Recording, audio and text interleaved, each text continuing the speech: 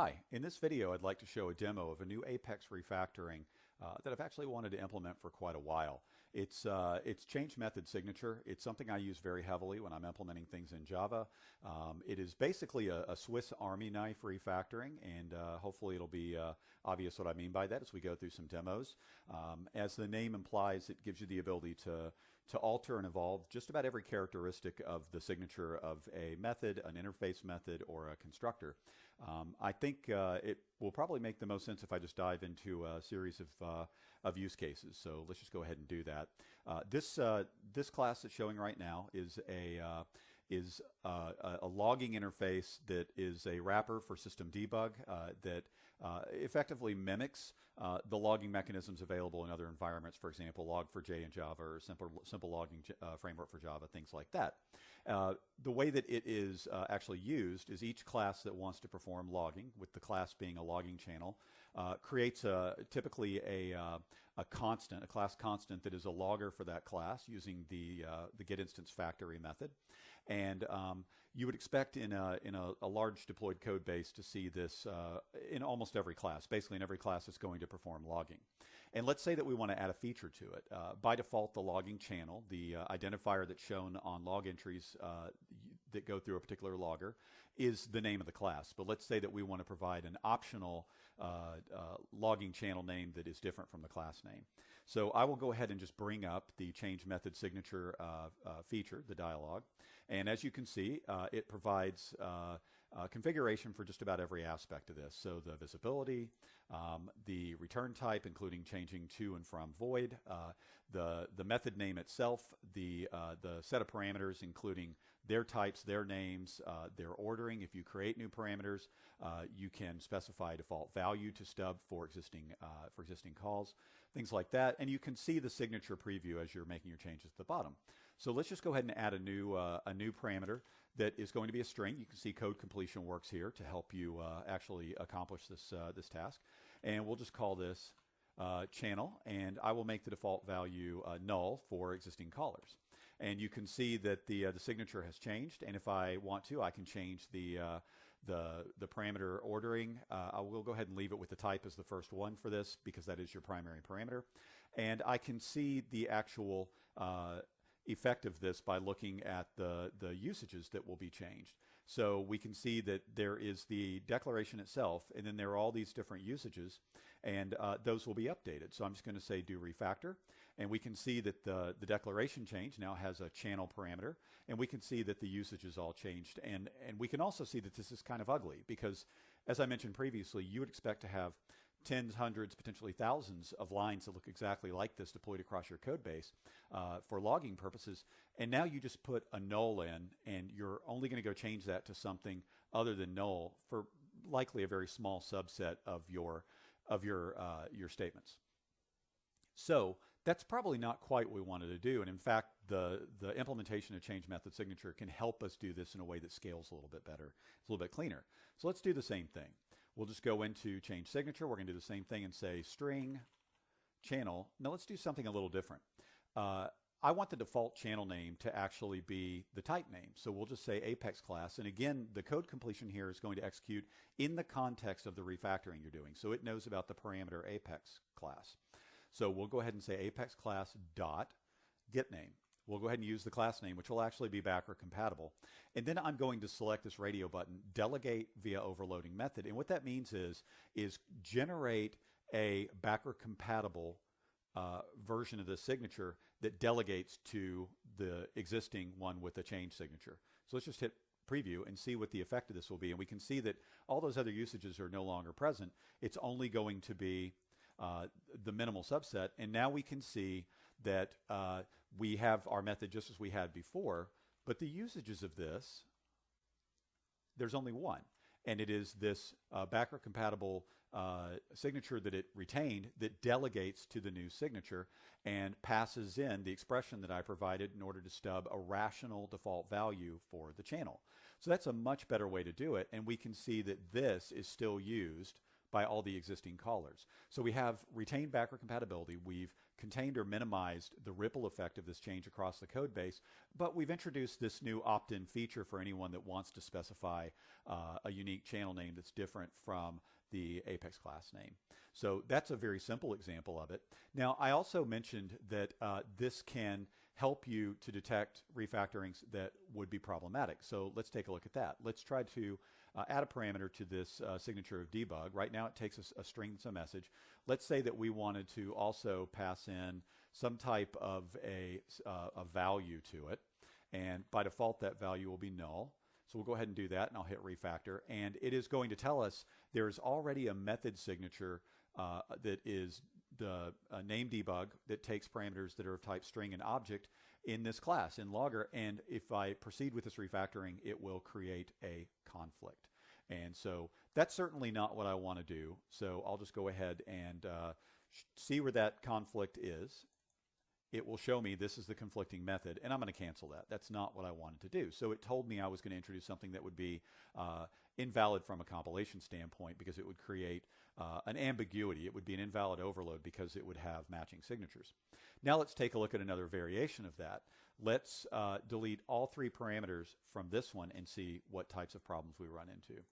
So it is now saying that the parameters are all actually used in the method body. If we delete those parameters, we will leave things in a bad state. Let's take a look. So it's saying that message is used, and it is. Param is used, param 0, param 1. So if I go ahead and do the refactor, just as it told me, things went red, we have unresolvable references. So that would obviously leave us in a bad state. So generally when it tells you there are these types of problems, you either want to cancel the operation and think through what you're doing, or you're going to have some cleanup work left after you proceed with the refactoring. Another example of something it can recognize, sometimes you want to lower the visibility of something in order to further extend your encapsulation to make sure that the internals are not available from outside the execution unit. It's a best practice in any software development. Now, get instance is part of the public calling interface here, so this is not something that you would typically want to change in terms of visibility, but let's use it as an example. So I'm going to do a refactoring, and I'm going to change this to private visibility, and it is going to tell me, rightly so, that if I proceed with this refactoring, I will be hiding that from existing usages. They will become inaccessible. It will become inaccessible from those usages, and will break that code from a compilation standpoint. So again, it may be that I want to do this, but more likely I want to do some other type of refactoring, like extract one or more methods out of the body of the thing I'm trying to hide, make those private, and leave the calling interface intact. Or perhaps generate a delegate and make the current signature, the refactor signature, private, and leave the delegate as a pass-through accessible to the existing callers. In fact, I'll show somewhat of an example of that later in this demo. So we'll go ahead and cancel that. So those are some examples. Let's take a look at a few others. I'm going to move over to this class. So here we have a method, accidentally override me, that takes a string param. And it looks very similar to this one from its base class, accidentally override me, that takes no parameters. Now, right now, there is no override or inheritance relationship between these two methods. But if I make a change that would potentially introduce one, it will warn me. The method that I am refactoring after I'm done will now attempt to override a method from the base class with the target signature. And again, I can show the actual conflict in the view, and it will show me the signature that would be overridden. So I'll say do refactor, and that will leave me in a state where now I'm missing some keywords. So again, I can use Illuminated Cloud's modifier agreement inspection and quick fixes to take care of that, move to the next one, take care of that. And now I actually have a syntactically valid override through this change signature refactoring and a few quick fixes. So we'll move that back, and let's take a look at another one. Here is a method that has a concrete implementation in the subclass. There is a concrete implementation in its base class that it overrides, and that implements a method from an interface. So we have three levels across two different types or classes of types. We have an interface method, we have a concrete base method, and we have an overridden concrete method. And let's say that we want to refactor it. There's several ways this can happen. I'm going to go through each one. So let's take a look at this example where we have a method in an inheritance hierarchy, and we try to refactor it at a level of an override or a reference to an override. And Illuminated Cloud will recognize that and ask, do you want to begin this refactoring at the defining declaration, basically the interface method, and propagate any changes down the inheritance hierarchy? Or do you want to perform this refactoring right here in the inheritance hierarchy and potentially break this particular override away from the inheritance hierarchy?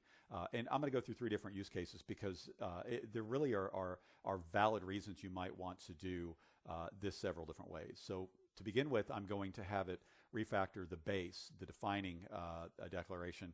You can see this is an interface method because there's no visibility control here. Instead, the visibility of an interface method in Apex is determined by the visibility of its containing interface.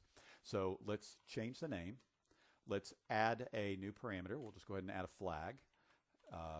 There's our flag. And I'll show something else. I'm going to go ahead and set the default value to a string, which of course is not a Boolean value, and it's going to tell me that the default value expression for flag is not of type Boolean. So I can actually fix that. We'll go back over here and fix that, and I'll just say false, and we'll go ahead and do this refactoring. And let's take a look at what's happened. So we're at the interface method, and I'm going to find all usages of it, and we can see that the interface method, the signature was changed, both the name and it added the parameter. In the intermediate base class, the same thing happened, and in the concrete subclass, the same thing happened. So it propagated the change down the inheritance hierarchy, and all of the usages were changed accordingly as well, using the default value that was specified. So it actually took care of everything for me.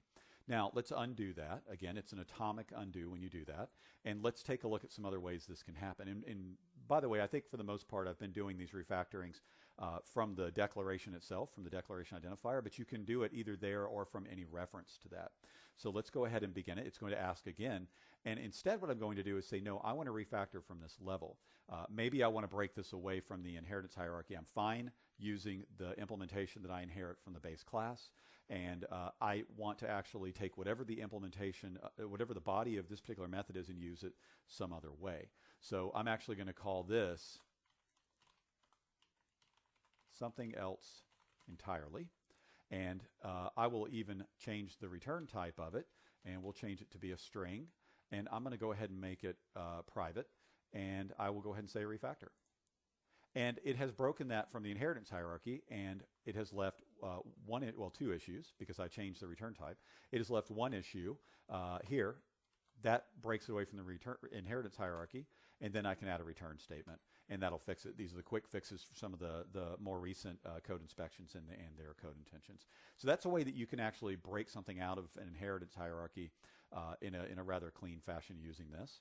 Now let's go to the third, and it's somewhat of a hybrid of the two. So again, I'm going to refactor not from the defining declaration, and what I want to do is take the body of this and make it and encapsulate it and make it so I can potentially reuse it. So I'll call this the implement me private, and we'll go ahead and make this private, and I will delegate via overloading method. I'm going to go ahead and refactor, and again we need to fix this, and now we basically have our encapsulated implementation of this here.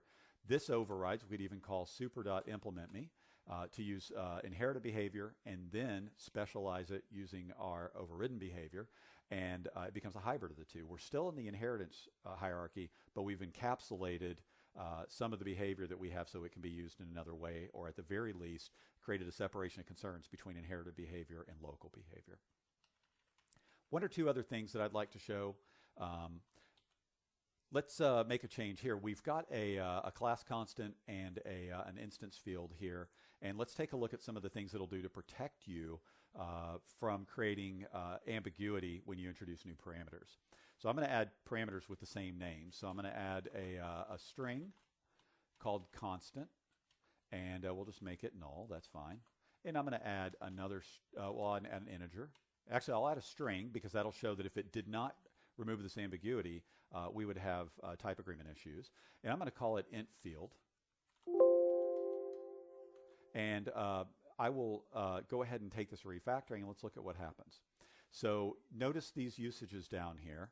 It qualified them so that the parameters are not automatically used to resolve these references. So in the case of a class constant, there's no instance context. It added a class-based qualification. In the case of an instance member, it actually added a this dot qualification, and that makes this syntactically valid, but it also makes it semantically valid. It makes it so that the correct thing is being referenced. It's the same thing that was referenced before I added these parameters.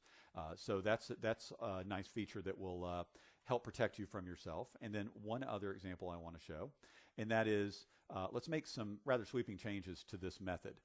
And I want to also point out that this method has apex doc, and the apex doc has the parameter information and the return type information, and its parameters are all on a single line each.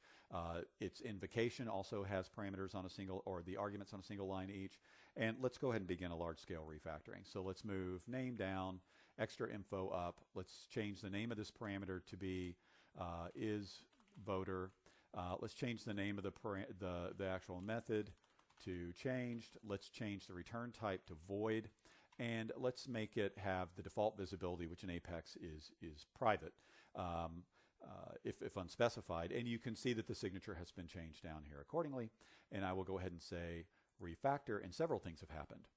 So the usage of it, the invocation of it has changed, and the parameter ordering has been updated accordingly. But you can see that the formatting of the existing invocation was respected. It realized that this was formatted as a parameter per line, things like that, and respected that. The same thing happened with the declaration. The visibility specifier is gone. The return type has changed to void. The name has changed. The parameter ordering has changed. Everything is still fine except for this return statement, because I removed that. And of course, we can delete the return statement. The Apex doc has also been updated. All the content has been retained, but the parameter ordering has been changed to reflect the correct parameter ordering. The return has been removed because there is no return value anymore.